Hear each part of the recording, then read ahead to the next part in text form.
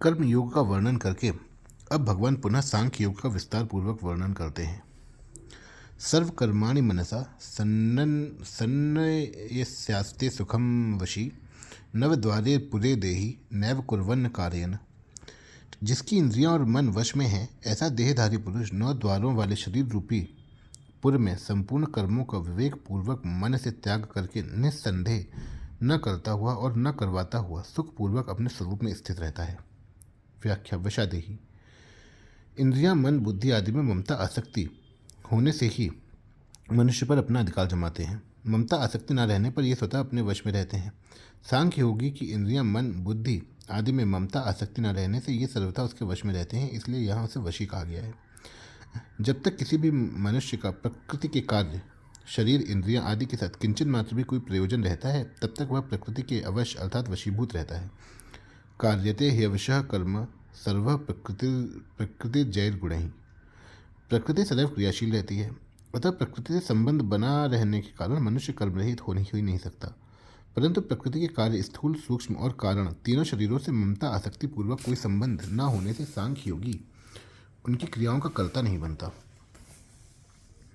यद्यपि सांख्य योगी का शरीर के साथ किंचन मात्र भी संबंध नहीं होता, तथापि लोगों की दृष्टि में वह शरीरधारी ही दिखता है, इसलिए उसे देही कहा गया है। नवद्वारे पुरे। शब्द आदि विषयों का सेवन करने के लिए 2 कान, 2 नेत्र, 2 नासिका चित्त तथा 1 मुख, ये 7 द्वार शरीर के ऊपरी भाग में है, और मल मूत्र का त्याग करने के लिए गुदा और उपस्थ, ये 2 द्वार शरीर के निचले भाग में है।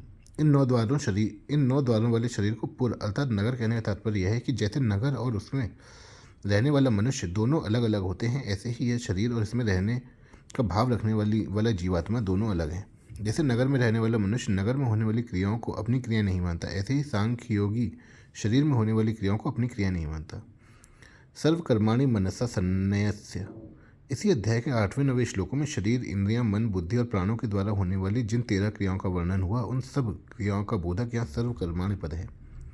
यहाँ मनसा सन्नयस्य पदों का अभिप्राय है विवेक पूर्वक मन से त्याग करना। यदि इन पदों का अर्थ केवल मन से त्याग करना माना जाए तो दोष आता है, क्योंकि मन से त्याग करना भी मन की क्रिया है और गीता मन से होने वाली क्रिया को कर्म मानती है। शरीर वांग मनोभिर्यत कर्म प्रारभते नरः। शरीर से होने वाली क्रियाओं के कर्तापन का मन से त्याग करने पर भी मन की क्रिया का कर्तापन तो रह ही गया। अतः मनसा सन्नयस्य पदों का तात्पर्य है विवेक पूर्वक मन से क्रियाओं के कर्तापन का त्याग करना, अर्थात कर्तापन से माने हुए संबंध का त्याग करना। जहाँ से कर्तापन का संबंध माना है, वहीं से उस स्थान का त्याग करना है। सांख्य योगी अपने में कर्तापन न मानकर उसे शरीर में ही छोड़ देता है, अर्थात कर्तापन शरीर में ही है, अपने में कभी नहीं। नैव कुर्वन्न कार्यन। सांख्य योगी में कर्तृत्व और कार्यतृत्व दोनों ही नहीं होते, अर्थात वह करने वाला भी नहीं होता और करवाने वाला भी नहीं होता। शरीर, इंद्रियां, मन, बुद्धि आदि से किंचन मात्र भी अहंता, ममता का संबंध न होने के कारण सांख्य योगी उनके द्वारा होने वाली क्रियाओं का कर्ता अपने को कैसे मान सकता है, अर्थात कभी नहीं मान सकता। इसी अध्याय के 8वें श्लोक में नैव किंचित करोमि पदों से यही बात कही गई है।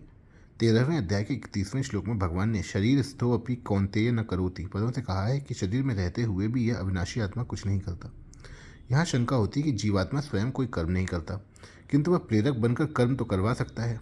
इसका समाधान यह है कि जैसे सूर्य भगवान का उदय होने पर संपूर्ण जगत में प्रकाश छा जाता है, लोग अपने अपने कर्मों में लग जाते हैं। कोई खेती करता है, कोई वेद पाठ, कोई व्यापार आदि, परंतु सूर्य भगवान विहित या निषिद्ध किसी भी क्रिया के प्रेरक नहीं होते।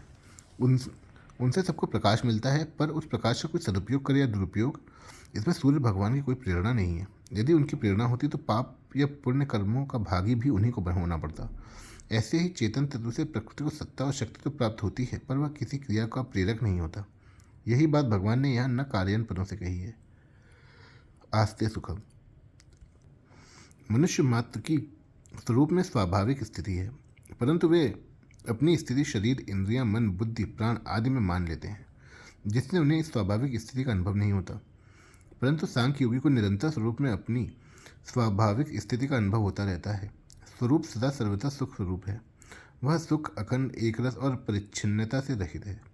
एक वस्तु की दूसरी वस्तु में जैसी स्थिति होती है, स्वरूप में वैसी स्थिति नहीं होती, कारण कि स्वरूप ज्यों का त्यों विद्यमान रहता है। उस स्वरूप में मनुष्य की स्थिति स्वतः स्वाभाविक है, अतः उसमें स्थित होने से कोई श्रम उद्योग नहीं है।